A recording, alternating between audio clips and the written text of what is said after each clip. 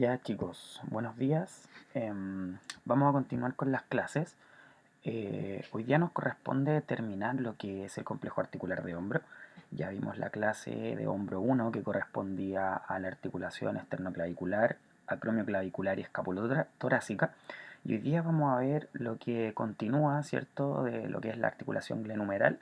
Y vamos a ver también en esta misma clase la función muscular. Entonces vamos a juntar como dos clases en una. De hecho, esto que voy a hablar de la articulación glenohumeral en general es súper poquito, ¿ya?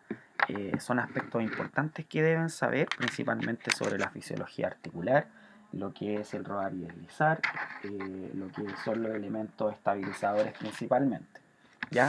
Así que vamos a partir y esta semana ya, o en esta seguidilla de clases, vamos a ver principalmente lo que es extremidad superior, ¿ya? Entonces, partamos. Déjenme poner esto del puntero. Ya. La articulación glenohumeral. En esta imagen nosotros podemos ver la articulación glenohumeral que se va a clasificar como una articulación de tipo esferoidea. Por favor recuerden que una articulación de tipo esferoidea es aquella que presenta, ¿cierto?, una superficie esférica, siendo más bien convexa, y por otro lado una superficie cóncava, ¿ya? Recuerden que estas articulaciones pueden moverse en los 3 grados de libertad, o sea, pueden moverse en flexo-extensión en el plano sagital, abducción y aducción en el plano frontal, y pueden moverse en rotación interna y rotación externa, en este caso, ¿cierto?, en el plano horizontal. Esta articulación se dice que es una de las articulaciones más móviles del cuerpo, ya que tiene una gran cantidad de movimiento en todos sus movimientos en los 3 planos, siendo los mayores el movimiento de abducción.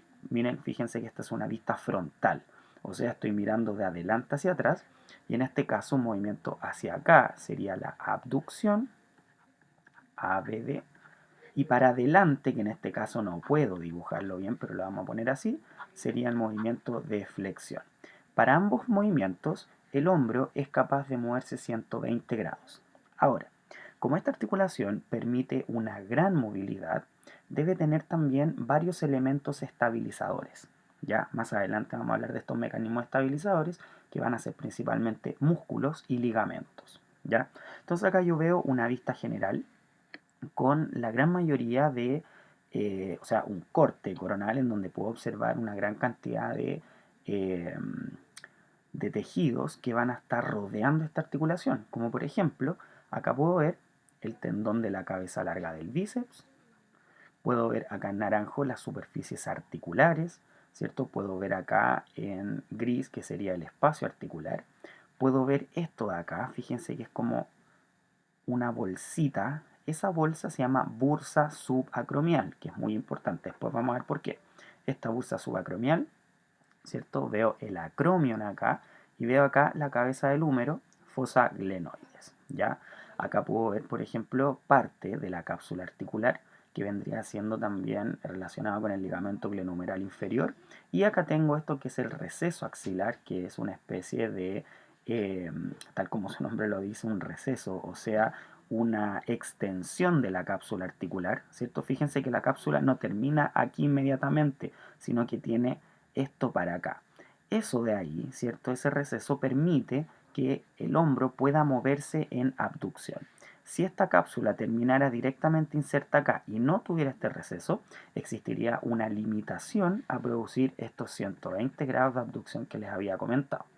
Entonces, en general, en la rehabilitación de un paciente que tiene patología de hombro, el rango completo de movimiento de la articulación glenohumeral es de extrema importancia, ¿ya? De hecho, una leve alteración del movimiento en el hombro, específicamente en la glenohumeral, puede alterar toda la funcionalidad de mi paciente, ¿ya? Por ejemplo, si no puedo generar los 120 de abducción o de flexión, no voy a poder lavarme el pelo, no voy a poder peinarme, no voy a poder afirmarme el fierro del metro, etcétera, etcétera, ¿ya?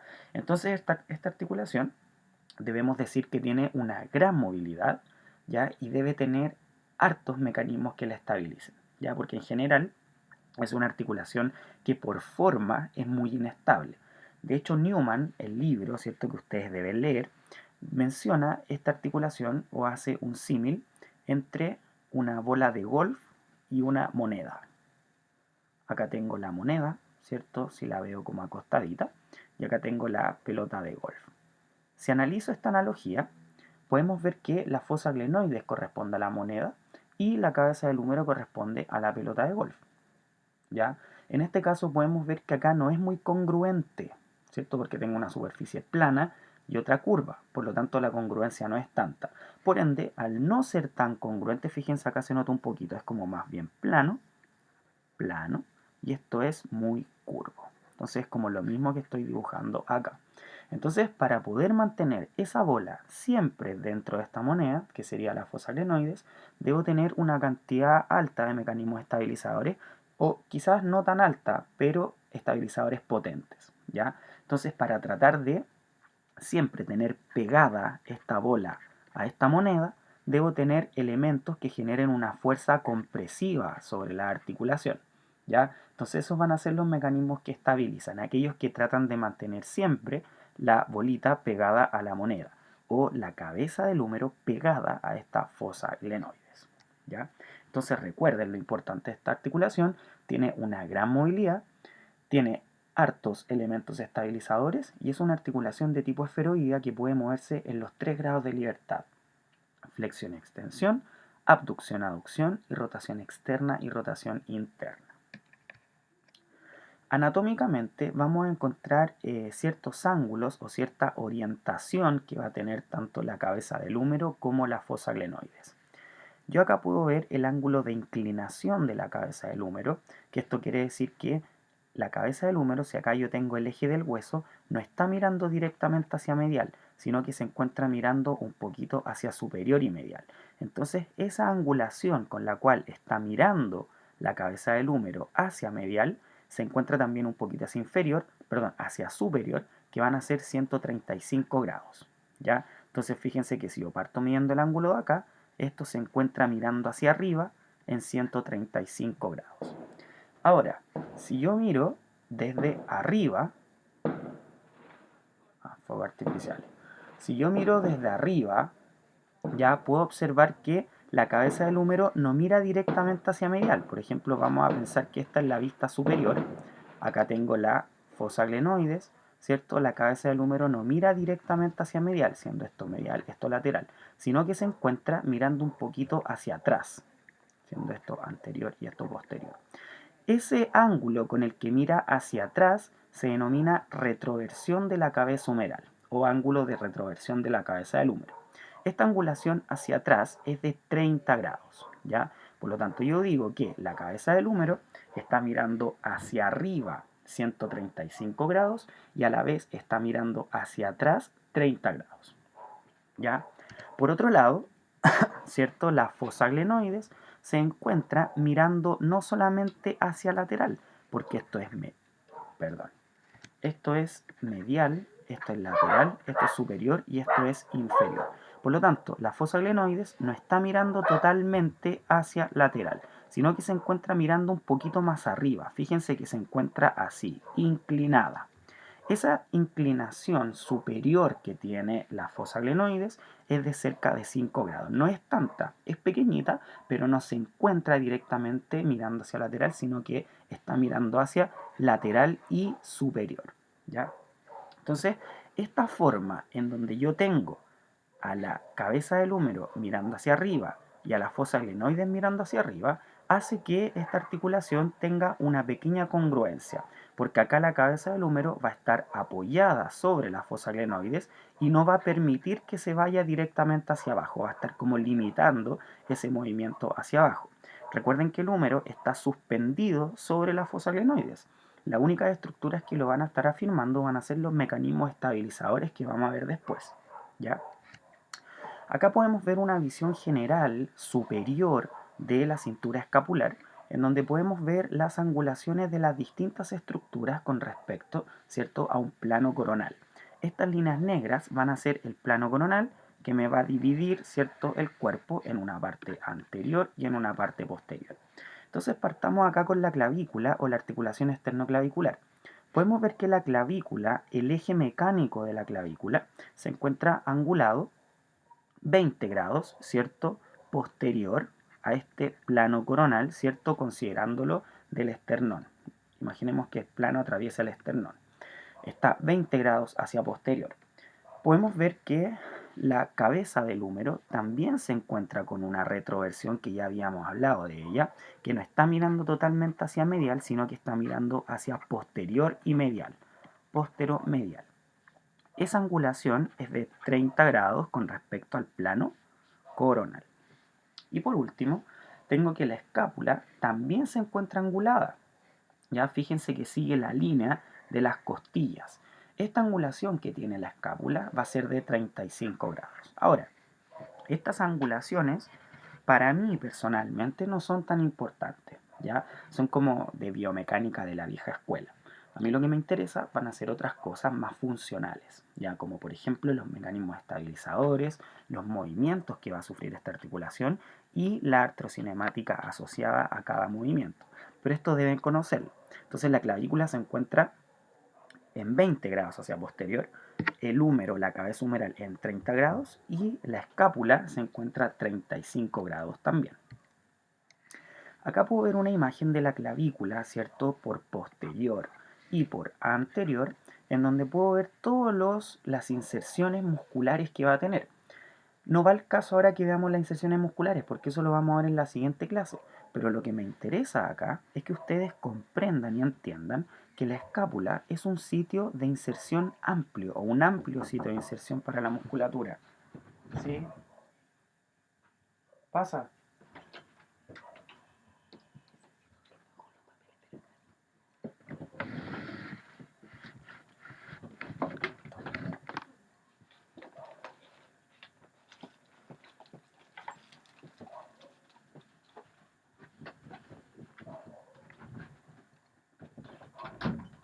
Ya, perdón, que me vinieron a hacer una pregunta.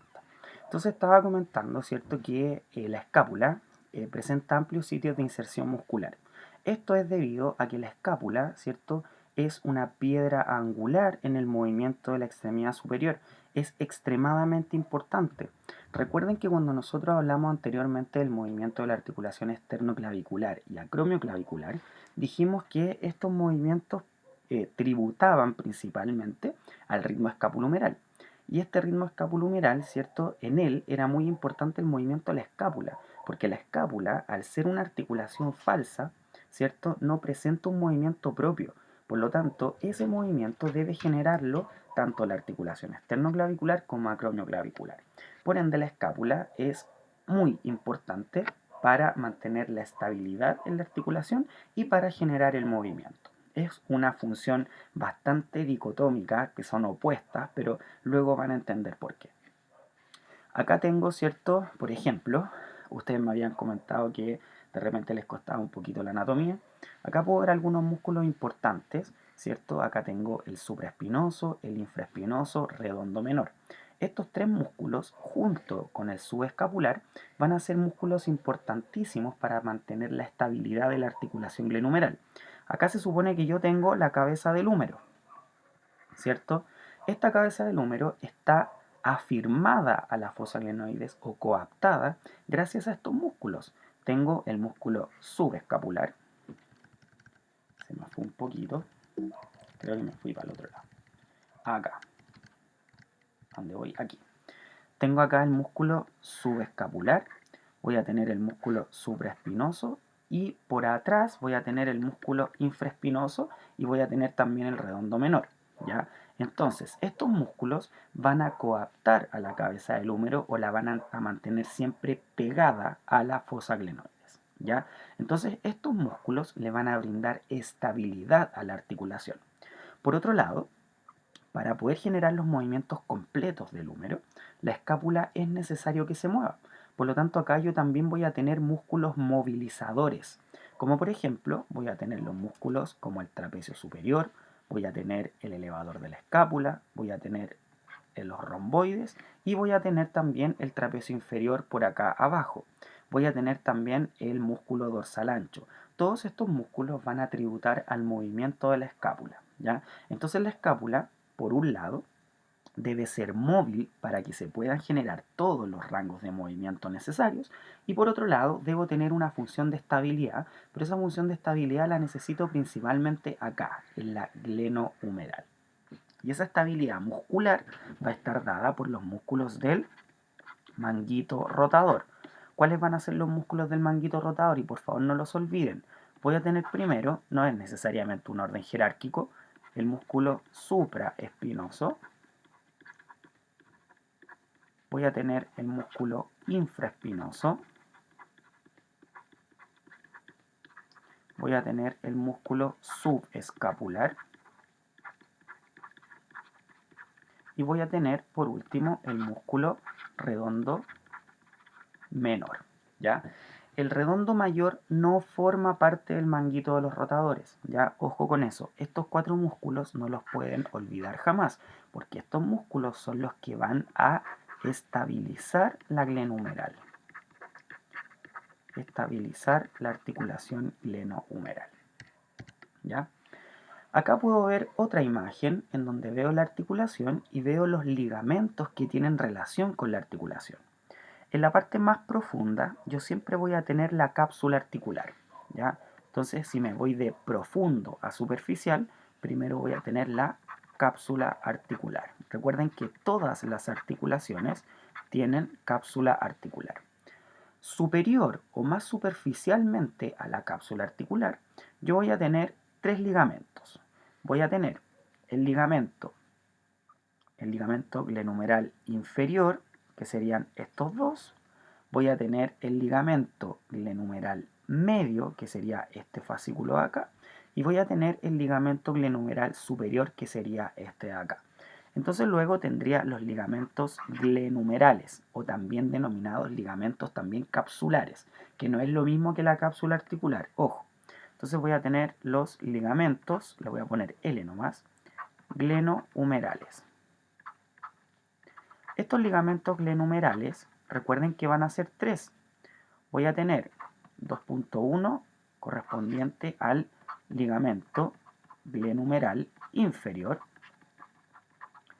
Voy a tener el ligamento glenumeral medio y voy a tener por otro lado el ligamento glenumeral superior, ¿ya? Cada uno de estos ligamentos va a tener una función importante en cuanto a la restricción del movimiento. Si nosotros retrocedemos un poquito y nos vamos a las clases de mecánica de tejidos, cuando yo hablé de la función de los ligamentos y tendones, habíamos dicho que los ligamentos principalmente tenían como primera función unir hueso con hueso. Como segunda función iban a tener restringir movimientos excesivos y la tercera función iba a ser una función propioceptiva. En este caso cumplen a cabalidad las 3 funciones, ¿ya? El ligamento glenohumeral inferior va a limitar principalmente el movimiento de abducción. El ligamento glenohumeral medio va a limitar principalmente el movimiento de rotación externa y el ligamento glenohumeral superior va a limitar básicamente el movimiento de aducción. ¿Ya? Entonces, súper claro con eso. Ligamento glenohumeral inferior limita la abducción, o sea, se tensa cuando yo realizo abducción. Ligamento glenohumeral medio se tensa cuando realizo la rotación externa. Y el ligamento glenohumeral superior se tensa cuando realizo la aducción. Voy a tener un tercer ligamento que es el más superficial, que es este ligamento que está acá, que se denomina ligamento coracohumeral. Coracohumeral. Fíjense que este ligamento tiene la misma disposición que tiene el ligamento glenohumeral superior, de hecho está superficial a él. Por lo tanto, este ligamento coracohumeral va a tener la misma función que el ligamento glenohumeral superior. Por lo tanto, este ligamento va a limitar la aducción. Además, va a evitar el descenso de la cabeza del húmero. Por ejemplo, si yo voy caminando con una maleta en la mano, la maleta ejerce una fuerza hacia abajo. Por lo tanto, la cabeza del húmero tiende a bajar. ¿Quién es el que limita ese descenso? Va a ser el ligamento coracohumeral. Por lo tanto, limita el descenso. Descenso del húmero. ¿Ya? Estos van a ser los principales elementos estabilizadores. Y por posterior, porque esto es anterior, por posterior no tengo ligamentos, solo voy a tener la cápsula articular que va a estar estabilizando en esa situación. ¿ya? Entonces por posterior tengo la cápsula y además voy a tener otros elementos activos que van a ser músculos por acá adelante también. Recuerden que habíamos dicho el manguito rotador. El manguito rotador, ¿cierto? Va a cumplir una función importantísima de, recuerden siempre, pegar o coaptar, esa es la palabra clave, coaptar la cabeza del húmero en las fosas glenoides, ¿ya? Manguito rotador. Estos van a ser entonces los elementos estabilizadores pasivos, ¿ya? Los ligamentos y la cápsula siempre van a ser elementos estabilizadores pasivos. A estos elementos estabilizadores pasivos yo le puedo sumar otro, ¿ya? Del que no hemos hablado todavía. Vamos a hablar, o les voy a comentar, ¿cierto? Lo vamos a nombrar como un cuarto elemento, y acá en otro color porque no corresponde a estos tejidos, a este tejido blando, que va a ser el rodete glenoideo. Rodete glenoideo. El rodete glenoideo es un fibrocartílago que rodea toda la periferia de la fosa glenoides. De hecho, voy a ver si encuentro una imagen acá. No puse ninguna imagen del rodete glenoideo. Por lo tanto, es importante que ustedes busquen qué es esa estructura y cómo actúa, ¿ya? El rodete glenoideo, si yo lo miro, ¿cierto? Yo tengo acá la cabeza, la fosa glenoides, ¿cierto? En una vista lateral. Acá por toda la periferia voy a tener un tejido triangular que lo que va a hacer es brindar más profundidad a la articulación. Recuerden que habíamos dicho que la fosa glenoides era como una moneda, ¿ya? Lo que hace el rodete glenoideo, si yo mirase esa moneda así horizontal, voy a ver que el rodete glenoideo funciona de esta forma. Lo que hace es darle más profundidad a esta fosa glenoides para que la articulación quede más congruente, ¿ya? Por lo tanto, eso ayuda inmediatamente a estabilizar. Entonces recuerden, y no los olviden nunca, los componentes estabilizadores pasivos van a ser la cápsula articular, los ligamentos glenumerales, los cuales van a ser ligamento glenumeral inferior, ligamento glenumeral medio, ligamento glenumeral superior. Y por otro lado, voy a tener también el ligamento glenumeral, el ligamento coracumeral, perdón. Sumado a eso, voy a tener este rodete glenoideo, que es un fibrocartílago que va a estar estabilizando, ¿cierto? Aún más esta articulación. Estos son todos los pasivos, ¿ya? Acá puedo ver una imagen superior. Esta imagen me gusta mucho porque deja muy claro la función que va a tener el manguito rotador. Entonces ahora vamos a hablar del otro mecanismo estabilizador. Si dijimos que teníamos mecanismos estabilizadores activos, también tenemos mecanismos, perdón, sí, le dije pasivos, mecanismos estabilizadores activos. Los activos siempre van a corresponder a los músculos. Cuando un músculo genera estabilidad, voy a llamarlo mecanismo estabilizador activo. Entonces, acá voy a tener dos grandes grupos. Voy a tener primero el manguito rotador. El manguito rotador.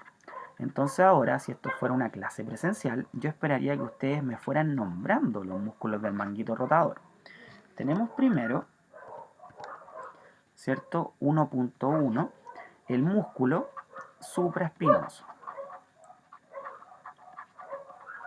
Supraespinoso, ¿ya?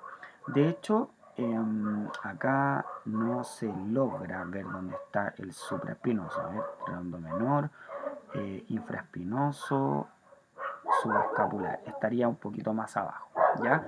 Pero en general lo que va a hacer el supraespinoso es venir desde la cabeza del húmero y va a cruzar la cabeza y se va a insertar en la escápula. Ese es su vector de fuerza. Luego voy a tener 1.2 al infraespinoso. Infraespinoso. Acá tengo al infraespinoso que hace lo mismo, ¿cierto? Viene para acá, cruza y se inserta en la escápula, en la parte posterior de la escápula, ¿ya? Fíjense que ese es su vector de fuerza. Luego tengo el músculo subescapular, que este se encuentra por la parte anterior de la escápula, que estaría acá. Por lo tanto, viene desde aquí y su vector de fuerza va hacia allá. Y por último, voy a tener 1.4, perdón, el músculo redondo menor. Este músculo redondo menor, ¿cierto? Estaría acá, redondo menor. Este músculo lo mismo, va a cruzar y se va a insertar en esta parte de la escápula. Por lo tanto, si nosotros analizamos los vectores de fuerza, fíjense que si estos fueran hilos, acá tengo la fosa glenoides y acá tengo la cabeza del húmero, si estos fueran hilos, al tensar o tirar estos hilos, la cabeza del húmero se coapta y se pega a la fosa glenoides. Por lo tanto, este es el rol estabilizador que tiene el manguito rotador. Siempre trata de, perdón, aquí estaba el supraespinoso, ya va para allá. Discúlpenme por ese orden, ¿ya? Acá tenemos, ¿cierto?, estos músculos que lo que van a hacer es coaptar la cabeza del húmero a la fosa glenoides, ¿ya? Importante función. Aparte, voy a tener otro mecanismo estabilizador activo que va a ser el tendón de la cabeza larga del bíceps braquial. Este tendón sube por este surco intertubercular, de hecho aquí este tendón sube por ahí y cruza, lo voy a dibujar con otro color de hecho para que lo puedan observar bien. Este tendón sube por aquí, cruza lo mismo la cabeza del húmero y se inserta acá en el tubérculo supraglenoideo, ¿ya? Entonces fíjense que este tendón, que es un tendón intraarticular porque pasa por dentro de la articulación, todos los rojos pasan por fuera de la articulación, sobre esto, pasan sobre los ligamentos, entonces por acá va a tener el supraespinoso, el infraespinoso, el subescapular, el redondo menor, ¿ya? En cambio, este tendón de la cabeza larga del bíceps pasa por dentro de la articulación. Entonces todos estos músculos cuando generan contracción pegan y coaptan la cabeza del húmero a la fosa glenoides. Esa es la función más importante. Por lo tanto, en la articulación glenumeral voy a tener mecanismos estabilizadores pasivos y voy a tener mecanismos estabilizadores activos. Acá puedo ver una imagen sagital, ¿cierto?, de la articulación. Esto es como si yo la cortara acá. Imagínense que yo cortara aquí, hiciera un corte y sacara el húmero y lo mirara desde el lado. Si lo miro desde el lado, me quedaría esta imagen. Acá puedo ver claramente lo que es la fosa glenoides. Rodeando a la fosa glenoides dijimos que íbamos a tener esta estructura fibrocartilaginosa que iba a ser el rodete glenoideo o labrum, ¿ya? Fíjense que acá todo esto es la cápsula articular. Cápsula articular. Cápsula. En esa cápsula, ¿cierto?, todo lo que está dentro va a ser intraarticular, obviamente. Fíjense que el tendón de la cabeza larga del bíceps pasa por dentro de la articulación y se inserta acá en la parte superior de la fosa glenoidea, en el tubérculo supraglenoideo. Voy a tener también, ¿cierto?, acá, fíjense, este sería el ligamento coracumeral. Voy a tener el ligamento glenumeral superior medio aquí. Voy a tener el ligamento glenumeral medio por acá y acá abajo tendría el ligamento glenumeral inferior, ¿ya? Este ligamento glenumeral inferior va a tener una banda anterior y una banda posterior, pero eso lo van a entender cuando lean el libro, porque también deben leer el libro para entender esto. Entonces, adentro de la articulación voy a tener el rodete glenoideo o labrum y voy a tener el tendón de la cabeza larga del bíceps. Luego viene la cápsula que va a rodear toda la articulación y por sobre la cápsula voy a tener los ligamentos de los cuales ya habíamos hablado. Glenumeral superior, glenumeral medio y glenumeral inferior, ¿ya? Sobre estos ligamentos yo voy a encontrar los músculos. Fíjense que acá observo el músculo supraespinoso, Acá voy a tener el infraespinoso infraespinoso, acá voy a tener el redondo menor y acá voy a tener el subescapular, o sea, los 4 músculos del manguito rotador, los voy a encerrar. Subescapular, supraespinoso, infraespinoso y redondo menor. Ahí tengo los 4 músculos del manguito rotador y fíjense que rodean toda la articulación. Por eso se denomina manguito, porque la aprietan, ¿ya? Entonces, cuando estos músculos generan contracción, la cabeza humeral que debería estar acá se pega totalmente a lo que es la fosa glenoides, ¿ya? Entonces, acá puedo clasificar de otra manera los mecanismos estabilizadores. Anteriormente los habíamos clasificado en elementos pasivos y elementos activos. Acá yo podría clasificarlos en elementos estabilizadores intraarticulares y extraarticulares. ¿Cuáles serían los intraarticulares? Sería el labrum o rodete glenoideo junto con el tendón de la cabeza larga del bíceps. Y los extraarticulares serían todos los demás, los ligamentos glenumerales, el ligamento coracohumeral y los músculos del manguito rotador, ¿ya? Ahora, en esta imagen, de hecho voy a borrar esto, en esta imagen hay otra cosa que me interesa mucho, otra cosa que me interesa bastante. Acá en el hombro yo voy a encontrar un espacio que se denomina el espacio subacromial. Espacio subacromial. Como su nombre lo dice, este espacio subacromial es un espacio que se encuentra bajo el acromion. Fíjense que acá tengo el acromion, aquí está el acromion, y entre el acromion, estas líneas punteadas van a ser una distancia. Entre el acromion y la cabeza del húmero, que estaría acá, voy a encontrar estructuras que van a estar adentro de ella. Fíjense que en este espacio voy a tener el tendón de la cabeza larga del bíceps, tendón de la cabeza larga del bíceps, voy a tener el músculo supraespinoso y voy a tener acá esta bolsita que es la bursa subacromial. Entonces, en el espacio subacromial, en estricto rigor, yo voy a encontrar 3 estructuras. El tendón de la cabeza larga del bíceps, voy a encontrar el tendón o en general el músculo supraespinoso, y voy a encontrar también lo que es la bursa subacromial. ¿Por qué es importante conocer este espacio subacromial? Cuando yo tengo una disfunción o patología en el hombro, normalmente este espacio disminuye. ¿Qué creen ustedes que va a pasar si este espacio disminuye? ¿Qué le va a pasar a estas estructuras? Si el espacio disminuye, estas estructuras van a tender a apretarse o a pellizcarse, ¿ya? Por lo tanto, cuando este espacio subacromial disminuye, yo lo voy a llamar eso como una patología que se denomina pellizcamiento subacromial. Pellizcamiento subacromial. Entonces, probablemente alguno de ustedes o alguna persona de su familia le ha pasado esto.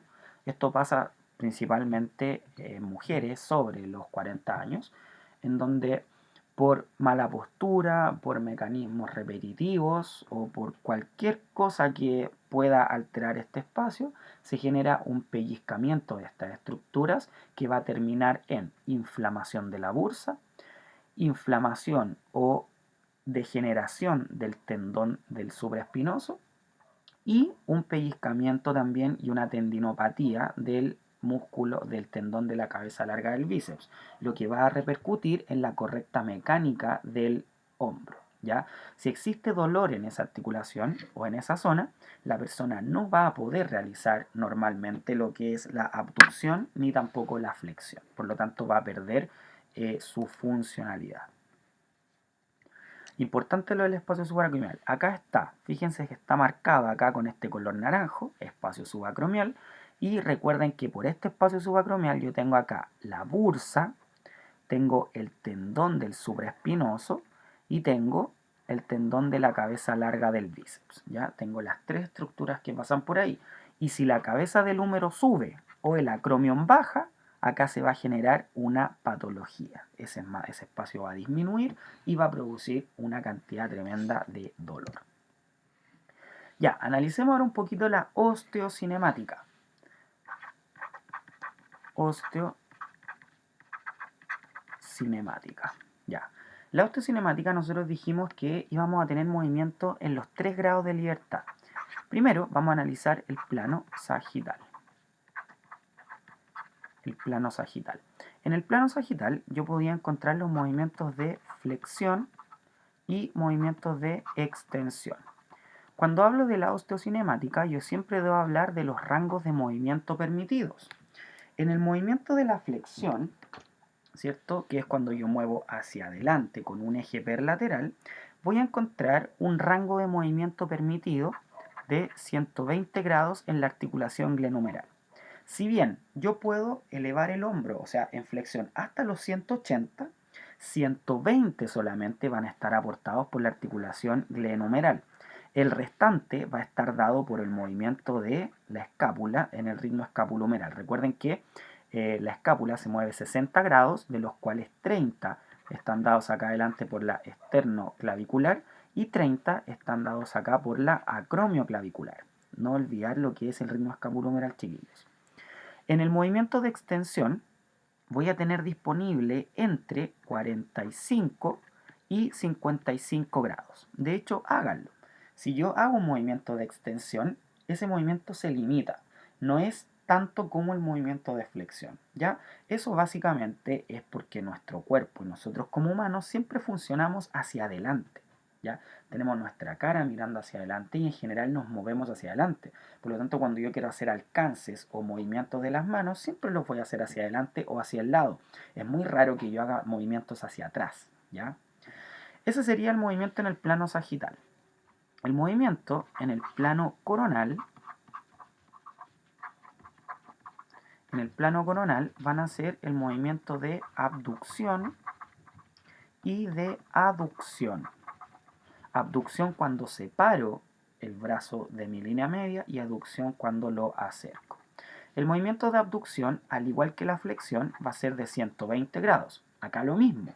Si bien yo puedo mover hasta los 180, que es lo normal, estamos hablando ahora de la articulación glenohumeral. Por lo tanto, la glenohumeral me aporta 120, la acromioclavicular 30 y la esternoclavicular 30, y ahí me suman 180. La aducción, por otro lado, van a ser 0 grados. Yo no puedo mover en aducción desde la posición anatómica. De hecho, este sujeto que está acá, si mueve hacia la aducción, su brazo va a chocar con su tronco. Por lo tanto, no es posible desde posición anatómica. Si estoy arriba, ahí sí puedo moverlo. Pero recuerden que los movimientos, la osteocinemática, siempre se mide como posición 0 la posición anatómica.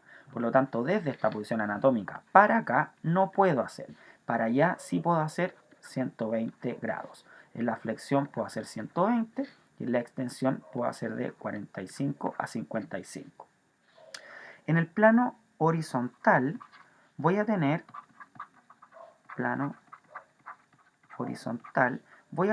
movimiento de rotación externa y movimiento de rotación interna.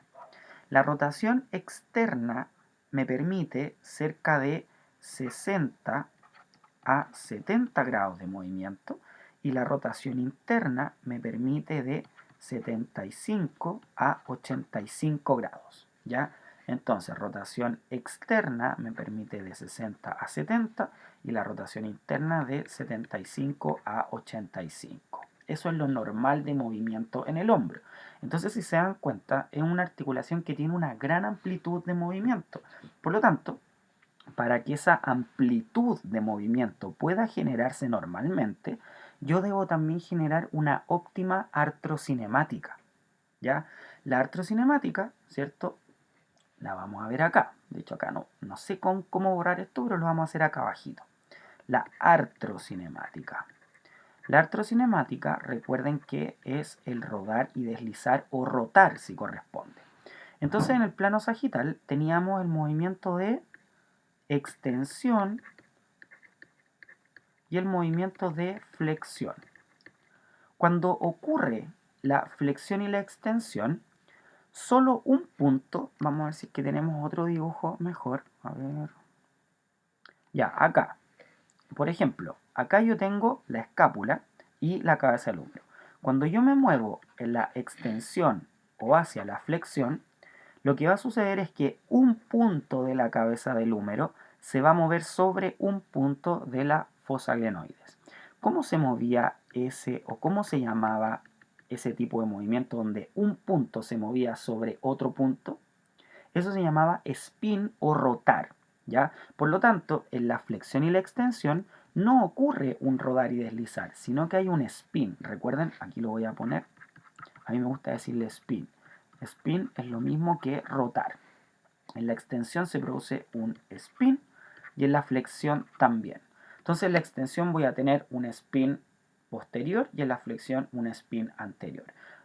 En estricto rigor, a ver, si nos ponemos así como súper puristas, yo debería nombrar el movimiento de rotación eh, según las manecillas del reloj. Yo debería decir un spin horario o un spin antihorario.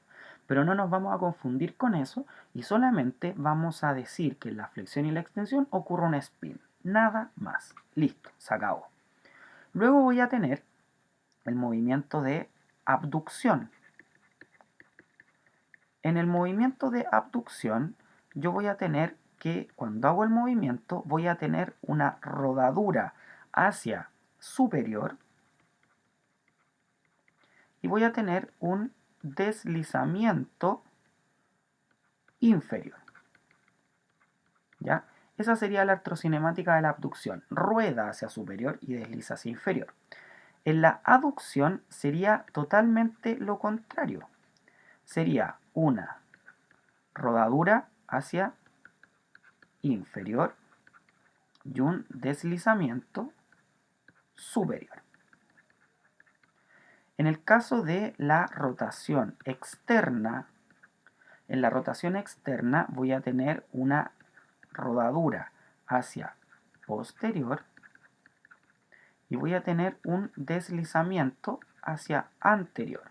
Discúlpenme acá la letra, chiquillos, pero estoy hablando, así que no hay problema, por si no lo entienden. Y en el caso de la rotación interna sería también todo lo contrario. Ojo que en la prueba ustedes no me pueden poner lo contrario, ¿ya? Siempre deben indicar. En este caso de la rotación interna, ¿cierto? Va a haber una rodadura hacia la rotación interna, rodadura anterior y un deslizamiento posterior.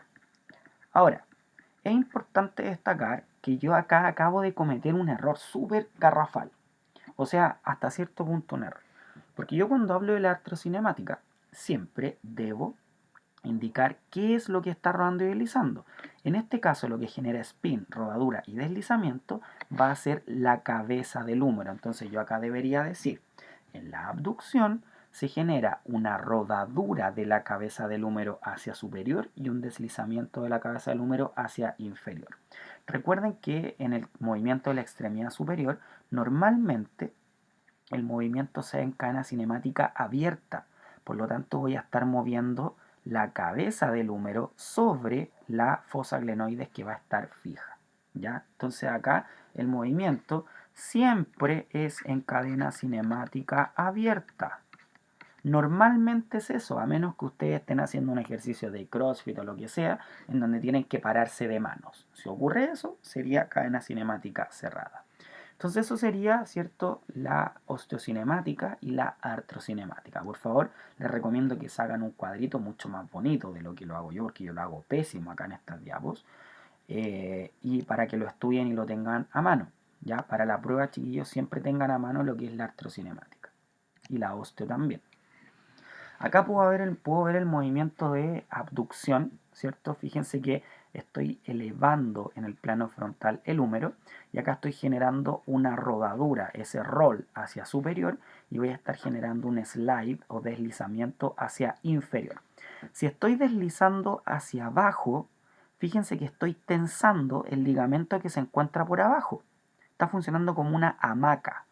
¿Qué ligamento está por abajo? Está la cápsula y está el ligamento glenumeral inferior, ¿ya? Acá aparece como ICL porque está en inglés. Significa Inferior Capsule Ligament o ligamento capsular inferior. Cuando hablo de ligamentos capsulares, es lo mismo que ligamentos glenumerales, ¿ya? Acá hablo básicamente lo mismo que el pellizcamiento, ¿ya? Miren, fíjense acá, estoy generando una rodadura hacia superior, pero no está ocurriendo un deslizamiento. Fíjense que es muy claro. En esta imagen tengo el roll y el slide hacia abajo, o sea, la rodadura hacia superior y el deslizamiento hacia abajo. Pero en esta imagen me muestra un caso en el que no existiera deslizamiento.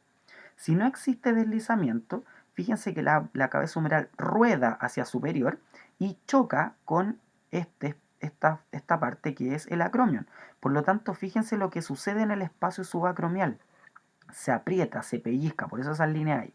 Por lo tanto, estaría generando una compresión de las tres estructuras que mencionamos, que sería la bursa subacromial, el supraespinoso y el tendón de la cabeza larga del bíceps.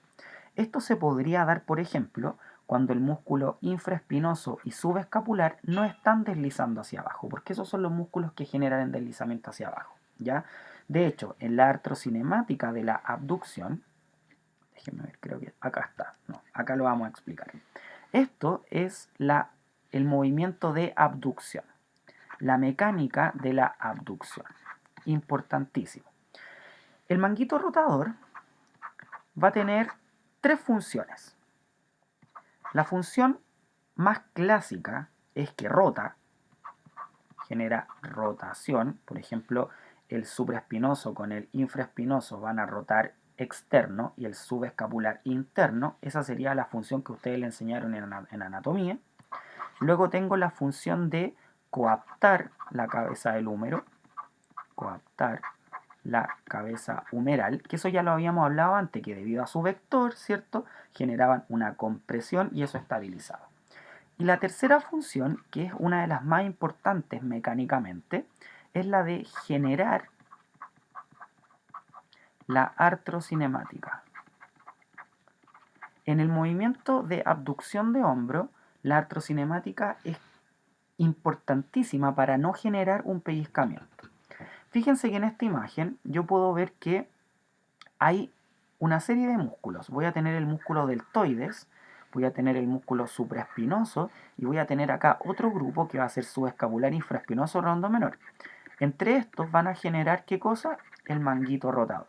Entonces yo acá debo analizar tres cosas. Primero, el deltoides va a ser el encargado de mover el hueso, o sea, genera el movimiento osteocinemático. Está encargado del movimiento osteocinemático. Luego voy a tener el manguito rotador, que va a estar encargado del movimiento artrocinemático. Acá, cinemático. Acá yo puedo dividir esta función en dos.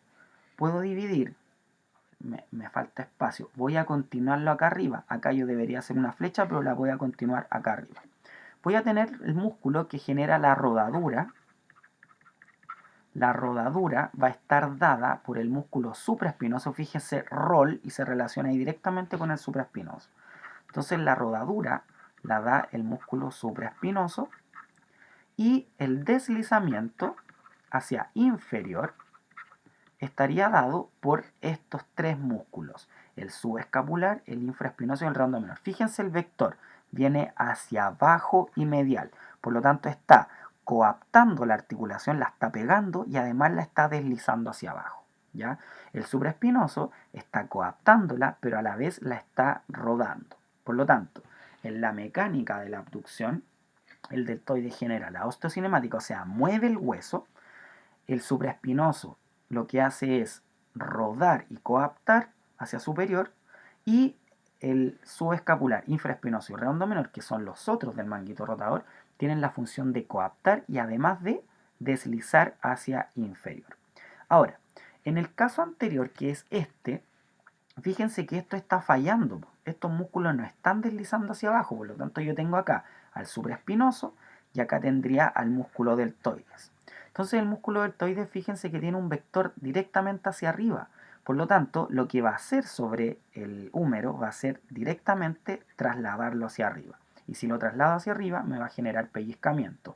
Eso, ojo, cuando estos músculos de acá, que son los que deslizan hacia inferior, no están trabajando. ¿Ya? Esto es en caso de patología. En caso de normalidad ocurre esto. Deltoide genera la osteocinemática, supraespinoso genera la rodadura hacia superior, subescapular, infraespinoso y redondo menor, discúlpenme, produce el deslizamiento hacia inferior.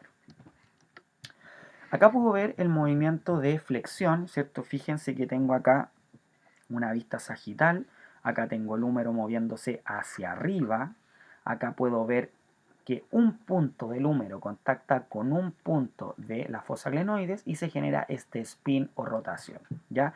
Si yo analizo así, en la flexión, fíjense que está rotando en este sentido. Y si yo tengo acá un reloj, ¿hacia dónde están moviéndose las manecillas en este caso? Hacia el otro lado. Por lo tanto, en el caso de la flexión sería un movimiento antihorario y en el caso de la extensión sería un movimiento horario. Pero recuerden que dijimos que solamente lo íbamos a considerar como un spin.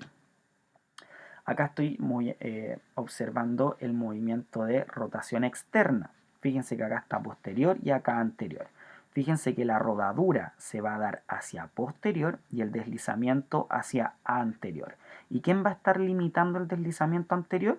Ligamento glenumeral anterior junto con el tendón del subescapular, pero principalmente el ligamento glenumeral medio, perdón, no anterior, ligamento glenumeral medio, que acá también lo nombra como anterior, pero es ligamento glenumeral medio.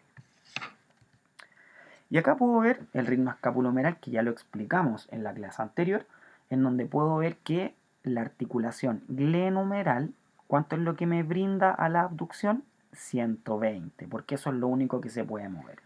Recuerden, no se puede mover 180, se mueve 120, y para lograr el movimiento total de 180, esto es gracias al aporte de la acromioclavicular y de la esternoclavicular. Eso sería. Espero que les haya quedado muy claro. Voy a dividir la clase porque me demoré más de lo esperado, así que ahora voy a parar y les voy a hacer la demo.